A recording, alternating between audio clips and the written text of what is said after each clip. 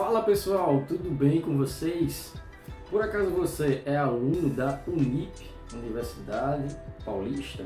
Bom, se você é aluno da Unip, com certeza você já ouviu falar em Projeto Integrado Multidisciplinar, o famoso PIM. É isso mesmo pessoal, hoje eu vou dar 6 dicas valiosíssimas para você tirar a nota máxima, certo? No PIM da Universidade Paulista. Então, se esse assunto te interessa, peço que você acompanhe comigo até o final, porque são dicas maravilhosas. Pessoal, eu gostaria de me apresentar primeiramente. Esse é o primeiro vídeo do canal, então o nome do canal é Em Busca da TI. Nesse canal eu darei aí dicas de tecnologia de informação, mas também darei dicas de trabalhos acadêmicos com base nos conhecimentos que eu adquiri na Universidade Paulista e na FAVENA, certo? Primeiramente, meu nome é Darlan Braga, certo? Eu sou formado em redes de computadores pela Universidade Paulista e também sou pós-graduado em engenharia de software. Também sou servidor público no Instituto Federal de Alagoas e atuei como professor bolsista de informática. Tenho atuado em alguns projetos de extensão no Instituto Federal de Alagoas. Bom pessoal, sem mais delongas, vamos para o tema do vídeo, que são 6 dicas para você tirar nota máxima aí no seu projeto integrado multidisciplinar da Universidade Paulista. A primeira dica que eu vou dar para vocês, gente, é leia o manual do PIM, certo?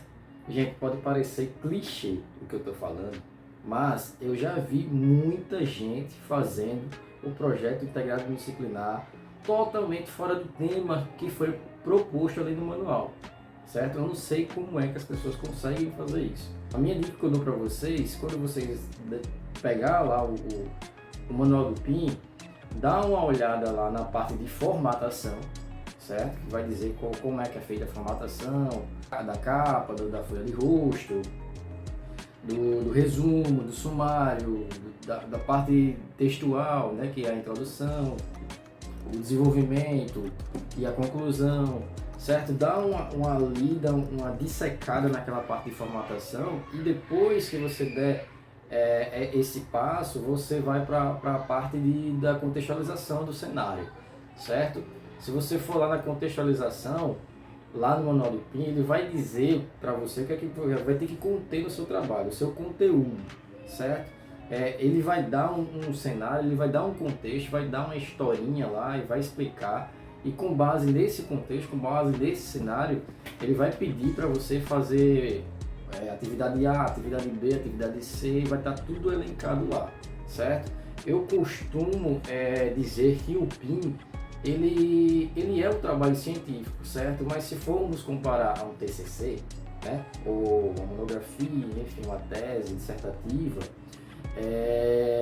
geralmente o TCC você apresenta ali o objetivo, a tua justificativa, enfim, o problema, né, de pesquisa, né? Na verdade, o PIM, no manual do PIM, ele já traz os objetivos, ele já traz o problema de pesquisa, ele já traz a metodologia que você tem que utilizar para poder construir o PIM, certo? Então, o PIM nada mais é do que um trabalho científico, porém um pouco mais sintético, né? E um pouco mais fácil de ser construído. Por quê? Porque o manual do PIM já traz, né, boa parte do conteúdo que você tem que trazer do trabalho. Então é muito importante que você leia o manual do PIM na parte da formatação, certo? E a parte da contextualização, que é basicamente a história que ele vai contar, e com base nessa história ele vai trazer lá embaixo os requisitos, certo? Necessários que vão ter que constar lá do teu trabalho. Então, se você estiver fazendo o PIM e não estiver lendo o teu manual, certo? Pode ter certeza que a tua nota não vai ser boa, tá? Você tem que fazer todos os requisitos que estão no manual do PIM. Se faltar algum requisito, pode ter certeza que você não vai conseguir tirar a nota máxima do manual do PIM da Unip. Segunda dica, pessoal, que eu vou deixar para vocês é com relação à ABNT, certo? Gente, pelo amor de Deus, não façam trabalho fora das regras da ABNT. Se você fizer o trabalho fora das regras da ABNT, infelizmente você não vai tirar uma nota muito boa, muito pelo contrário, você vai tirar uma nota péssima. Por quê? porque as regras da ABNT têm sido a maior causa de notas baixas nos projetos integrados multidisciplinares da Unip, certo? Então, muita atenção a essa dica que eu vou dar para vocês. Geralmente, no manual do PIN, ele diz qual é a norma da ABNT que deve ser seguida. Mas eu vou dar algumas dicas para vocês aqui, que vocês devem seguir para poder tirar uma nota muito boa aí no trabalho de vocês, certo? Com relação à fonte, todo mundo sabe, gente, fonte tem que ser Times New Roman ou Arial, certo? O tamanho da fonte vai ser 12, tá ok? Recuo de parágrafo. O que é o recuo de parágrafo? Aquela primeira linha do parágrafo que você está digitando, aquele recuozinho ali, ele tem que ser de 1,5 centímetros, tá? Não vale 1,2, 1 ou 2, não, tem que ser 1,5 centímetros. Esse é o recuo de parágrafo. Espaçamento entre linhas, 1,5. Tá ok? Margens, isso aqui é um dos principais que as pessoas erram, coisa tão besta, gente. Vamos lá, margem superior e margem esquerda, 3 centímetros. Margem inferior e margem direita, 2 centímetros. Gente, isso aqui é básico, tá? É o básico da formatação ABNT que o Manual do PIN e a Universidade Paulista vai exigir de você. Lembrando, pessoal, que dos próximos dias estarei fazendo um novo vídeo ensinando para vocês como configurar o documento de texto, certo? Tanto no Word quanto no Library, com base nas regras da ABNT para o projeto integrador multidisciplinar da Unip. Então, fiquem de olho aí nos próximos vídeos, tá ok? A terceira dica que eu vou deixar para vocês é referente aos elementos textuais obrigatórios. Pessoal, pelo amor de Deus, não esqueçam de integrar no seu projeto integrado multidisciplinar todos os elementos obrigatórios. E quais são esses elementos obrigatórios? Eles são divididos em 3. Primeiro temos os pré-textuais, que são a capa, a folha de rosto, o resumo e o sumário, certo? Depois nós temos os elementos textuais. Quais são os elementos textuais? Introdução, desenvolvimento e conclusão. E por último nós temos os pós-textuais, que são as referências bibliográficas. Então, todos esses elementos aqui eles são obrigatórios na construção do PIN, certo? Então, pelo amor de Deus, não esqueçam, gente. Eu já tive muitas experiências em grupos, logo no início, quando comecei a graduação de redes de computadores, e a gente foi lá fazer o trabalho, a gente construiu o trabalho, cada um fez a sua parte, foi dividido ali por temas, e infelizmente os elementos textuais a gente deixava muito a desejar, certo? A gente não colocava todos os elementos. Chegou a trabalho, a gente fazia, a gente nem colocar resumo, a gente não colocar sumário, entendeu? Fazer de qualquer jeito. Entendeu? Então, pelo amor de Deus, não se esqueçam de apresentar todos os elementos obrigatórios, sempre respeitando a regra ABNT. Lembrando, pessoal, que eu farei vídeos nos próximos dias, nas próximas semanas, explicando como fazer cada elemento desse, como fazer uma capa, como fazer uma folha de rosto, como fazer um resumo sumário, certo? Eu vou dar todas as dicas necessárias para vocês nos próximos vídeos. Então acompanhe aí, eu quero que você fique ligado no canal, que eu vou trazer muito conteúdo bacana para vocês, beleza? A quarta dica que eu vou deixar para vocês, pessoal, é referente às citações diretas e indiretas. Gente, pelo amor de Deus, quando vocês forem construir o seu PIN, não esqueçam de enriquecê-lo com citações diretas e indiretas. Componha o seu PIN de citações diretas e indiretas, principalmente no referencial teórico, principalmente se você puder também na sua introdução, certo? Por que, gente, isso é importante? Porque as citações diretas e indiretas, elas enriquecem e muito o PIN, o manual do PIN. Então, a partir do momento que o teu orientador, o teu avaliador, o avaliador do seu PIN, verificar que você incorporou ali no teu PIN citações diretas e indiretas de autores renomados, ele vai ver o teu trabalho de outro jeito, entendeu? Então ele vai entender que você respeitou ali as regras de um trabalho científico, certo? Então, assim, para tentar explicar para vocês o que é citação direta e indireta, eu não vou me alongar muito aqui, senão o vídeo vai ficar muito comprido, certo? Vamos lá, citações diretas é quando eu cito uma frase de um livro, de um autor renomado, entendeu? Por exemplo. Então, digamos que eu estou fazendo um PIN, certo? Do curso de redes de computadores, eu estou abordando sobre o tema de redes de computadores. Eu vou lá fazer uma citação direta do autor Tannenbaum, Andrew Tannenbaum, que é um dos autores mais renomados sobre esse tema. Então, eu estou lá no referencial teórico, eu quero dar o conceito de redes de computadores. Então eu coloco lá, redes de computadores é um conjunto de computadores autônomos interconectados por uma única tecnologia. E aí no finalzinho eu coloco entre parênteses o nome do autor e o ano, certo? E essa frase geralmente a gente coloca entre aspas, né? Se ela for até 3 linhas. Desculpa, se ela for até 3 linhas.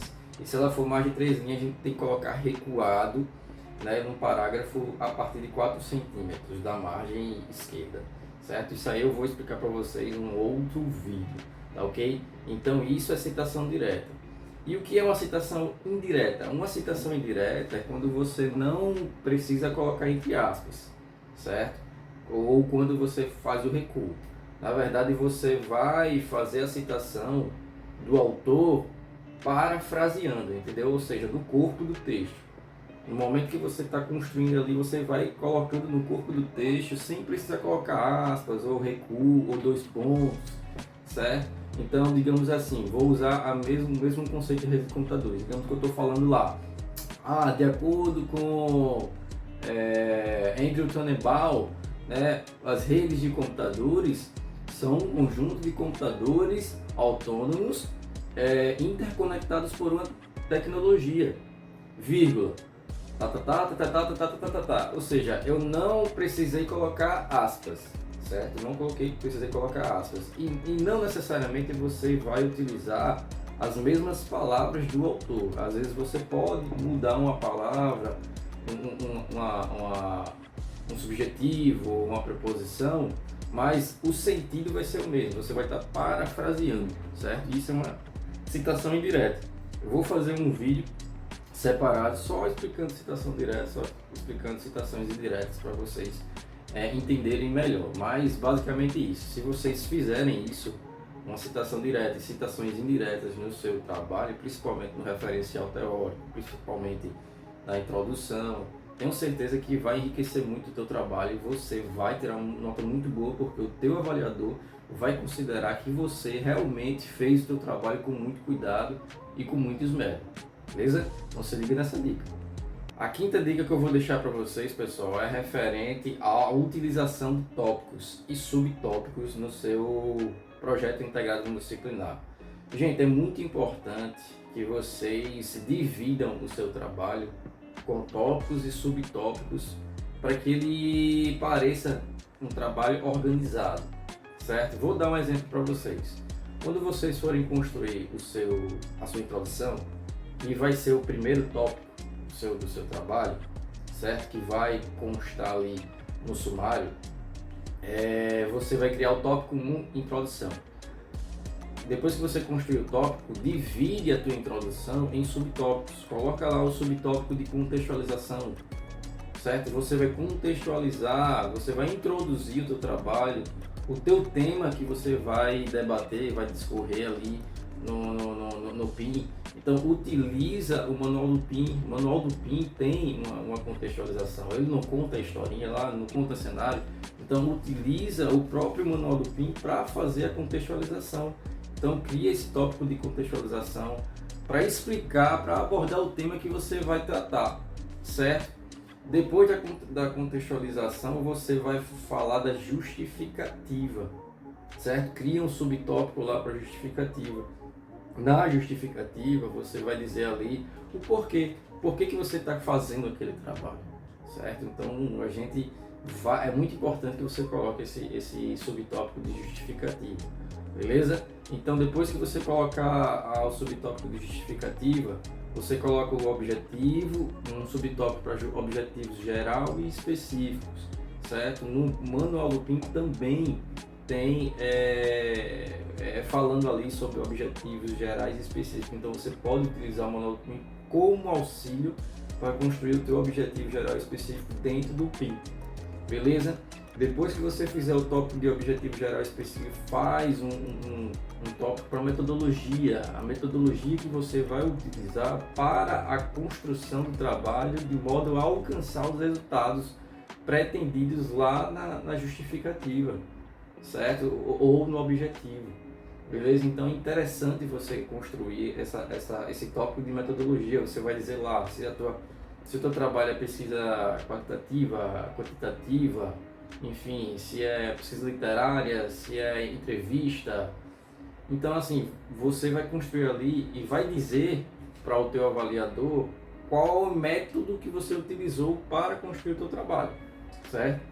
E o manual do PIN pode ajudar nesse sentido, beleza? Então, vamos lá.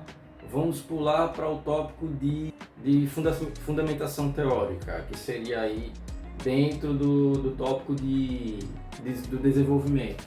Quando você estiver fazendo o tópico de desenvolvimento, constrói um subtópico de referencial teórico ou fundamentação teórica, certo? É muito importante porque é nesse tópico onde a gente vai apresentar os conceitos, vai ser a nossa base conceitual para explicar o tema, explicar os conceitos, argumentar o que a gente vai falar no nosso trabalho. É lá que a gente vai trazer os conceitos dos autores renomados, certo? E aí a gente faz um link com a dica anterior que eu falei sobre citações diretas e indiretas, justamente no referencial teórico que você vai colocar as citações diretas e indiretas. Então é muito importante essa dica, pessoal. Por quê?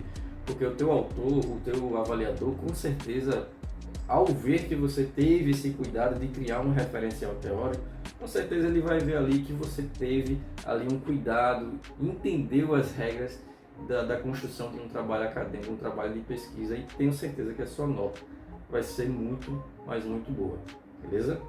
A sexta e última dica que eu vou deixar para vocês, pessoal, é referente à utilização da linguagem formal e culta da língua portuguesa.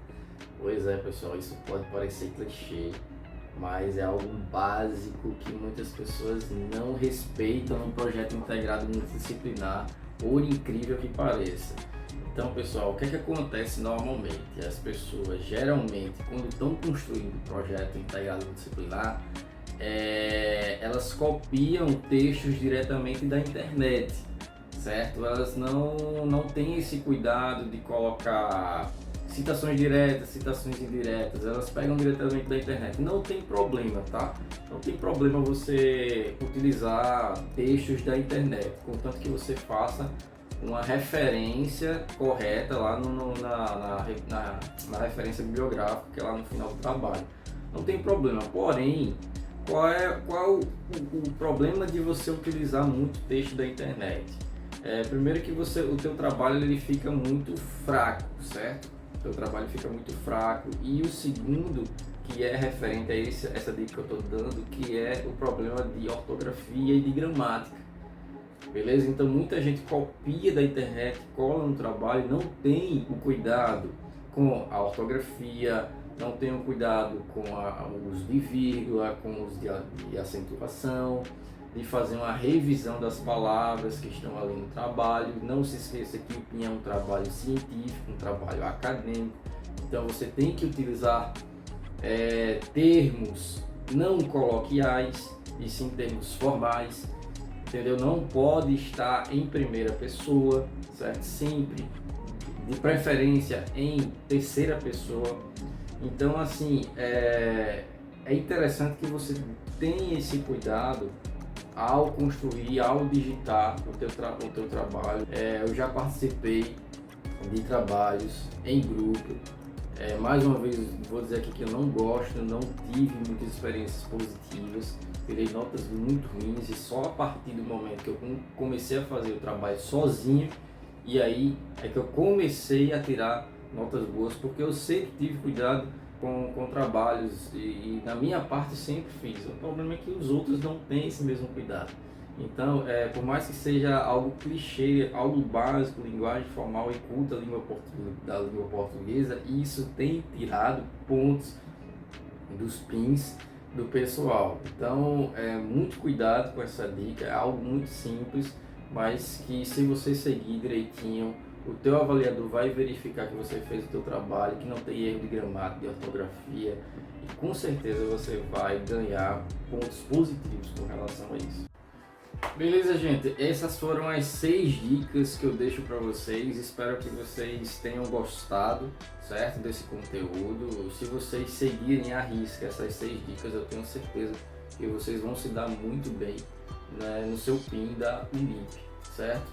Aproveito aqui, pessoal, para vocês seguirem as minhas redes sociais, as redes sociais da EBTI, tanto aqui no YouTube, né, se inscrevendo, ativando o sininho de notificações, curtindo o vídeo, acompanhando os próximos vídeos que serão lançados, e também para seguir nas redes sociais lá no Instagram, certo? É uma conta nova que eu criei em paralelo à conta do YouTube, para a gente começar aí a divulgar esse trabalho, e também me seguir lá no Passeio Direto, que é a plataforma de trabalhos acadêmicos, onde eu divulgo lá os meus trabalhos que eu fiz e também de trabalhos de clientes que eu prestei consultoria. Muito obrigado até aqui e até a próxima.